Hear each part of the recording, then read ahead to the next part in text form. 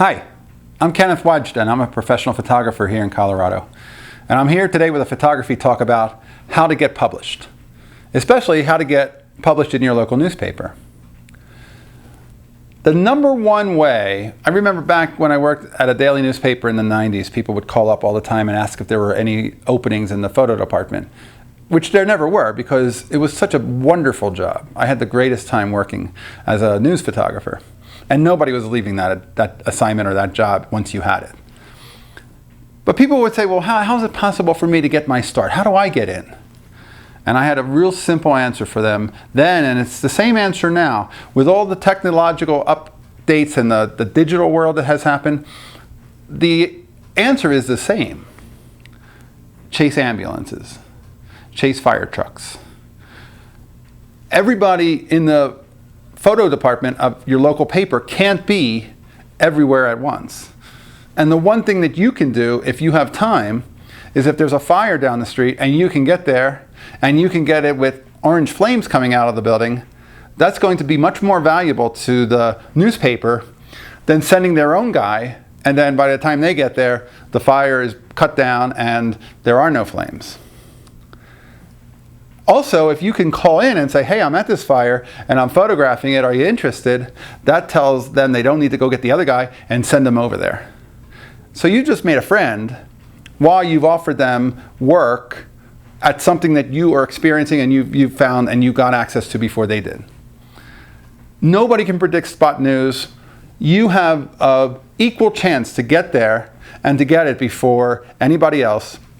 The sooner you get there, the better usually the photographs, because if somebody's trapped in a car, you're getting them being extricated, as opposed to a photo editor sending somebody over to it later and the person's already long gone.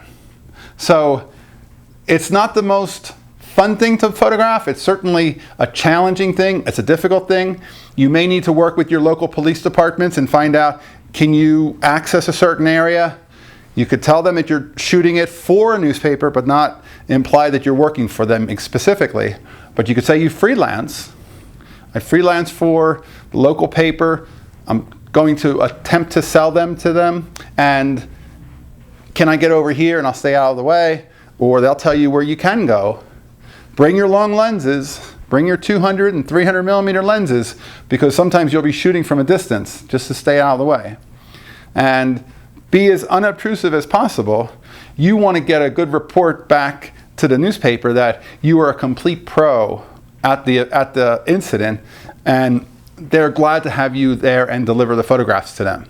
And then the next time you do it again, the next time you start going to them and you meet with them and you start showing your face as you deliver the photographs, or it's probably all email these days, but still you might want to stop in once in a while and just make yourself seen.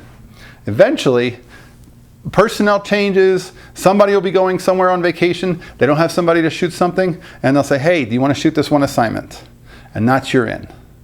But you have to find a way to get to meet the editors, to put your face in front of them and to be a complete pro on location, a complete pro in their office. You have to get 100% complete, accurate caption information. What is the spelling of every person's name that you can get? What is the spelling of the companies that they're with? What is all of the most complete, accurate information you can get? And you may not get any because the cops may not talk to you and you may not even get access. Shoot from a distance and offer what you can. And eventually you'll work your way in to the news business, because the news is always happening and the photographers from the local paper can't always get there. And they're glad to have somebody get those flames. That's a better photo than if they get it with just a smoldering building and there's nobody left. That's a great way to get started in the news business. Let me know if you've ever shot any news work and if you've had anything published. And I'll talk to you next time. Thanks for watching this photo talk.